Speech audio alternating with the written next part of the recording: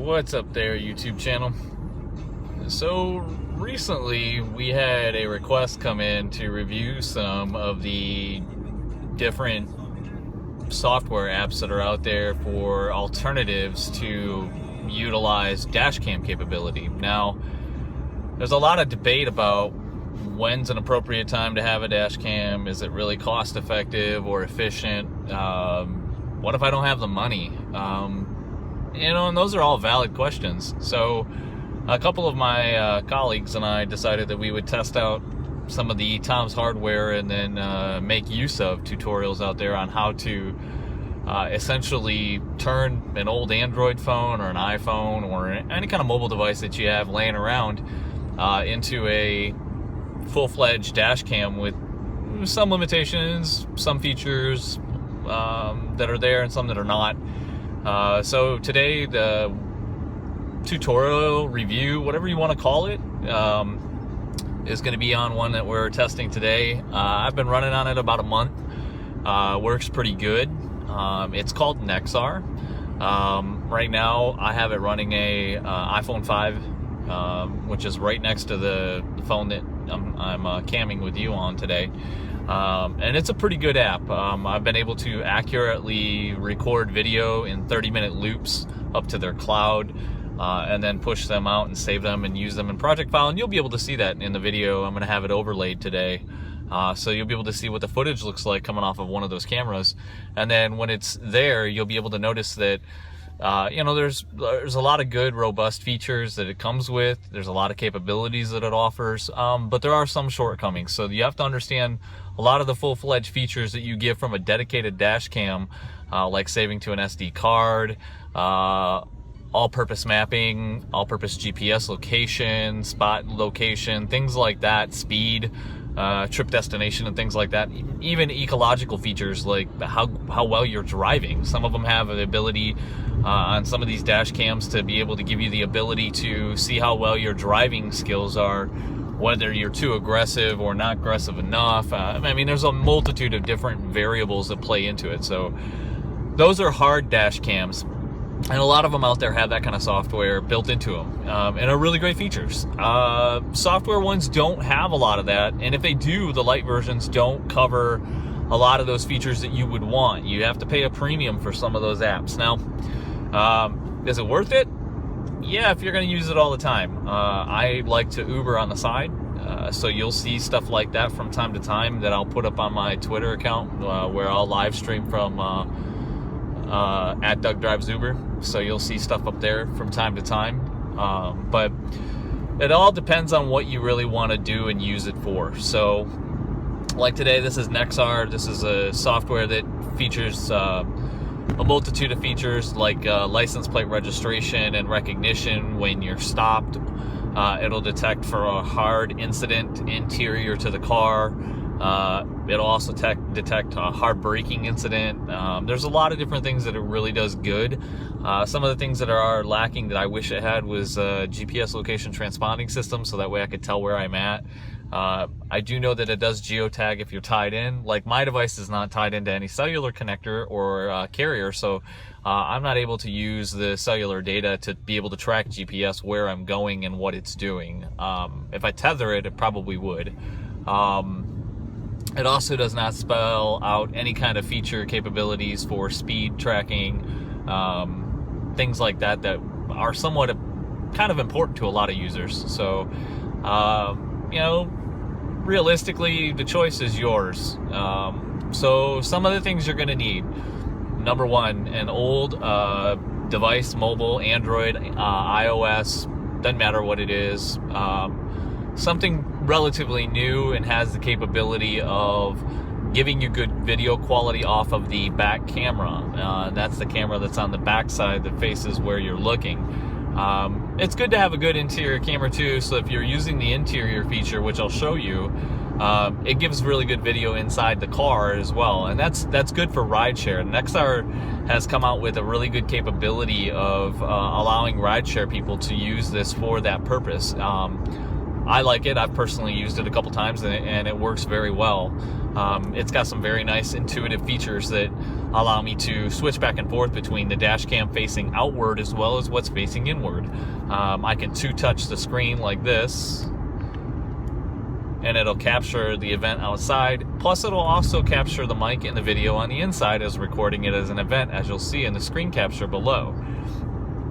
I can also double tap the screen again, and it will switch back to what's in front of me, which you'll see in the video behind here, because I'll have this minimized and overlaid down at the bottom, and you'll be able to see what I'm talking about. Now, those are just some of the features. One touch on the screen will take a screenshot or a picture, whatever resolution you have of your camera built into its native resolution. It'll take a picture of that, so you have, like, you know, I guess picture graphic evidence. If the video is not enough, I mean, that's up to you, but not really a feature I really care about, but you know, it works for what it is. I mean, it's good. It also has voice commands, which they work, but they're a little bit tedious. Sometimes don't work as accurately as you want them to. So, like, they're activated by saying hey and then the app's name. So in this case, it's Nexar's app, so you would just say hey and then Nexar, and it will come up with a sub menu on the right hand side, and it'll give you its options of what it's allowed to do, what it can't do, and, well, not really what it can't do, but you would get the gist when you see it. So, like right now, if I say hey Nexar, camera in, not capture an event. Well, that voice trigger basically just told me that it was gonna detect it and basically record a snapshot inside the car, which is kind of lame and kind of dumb, but whatever. So I'll try it again. Hey Nexar, camera in, camera. Hey Nexar, camera in, dashboard. Oh, there it goes. So that was the camera in, and it worked. I don't really understand why it lags, why it has issues, but it just does. But otherwise, for the most part, works pretty good. I personally don't mind activating the screen and then hitting the menu via voice, so that way it brings it up and then I can press it, and instead of having to let it try and figure out what I'm saying, which can be quite annoying to say the least. So I'll do something like this. I'll be like, hey Nexar,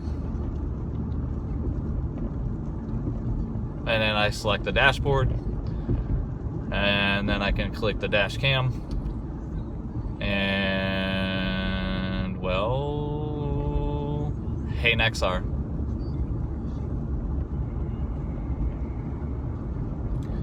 and,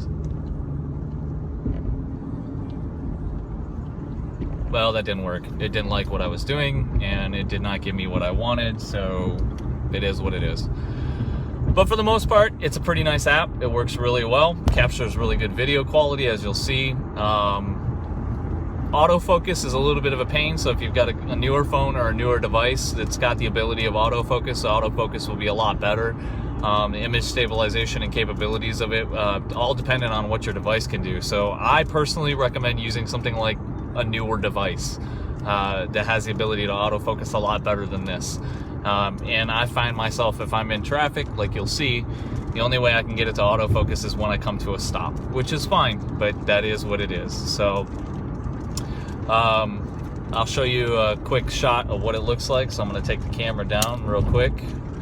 So what you guys see right here, and I'm going to switch the camera, and I'll show you guys the footage of what it looks like from this side, and then you'll be able to see what the screen looks like on that actual screen. So hold 1 second.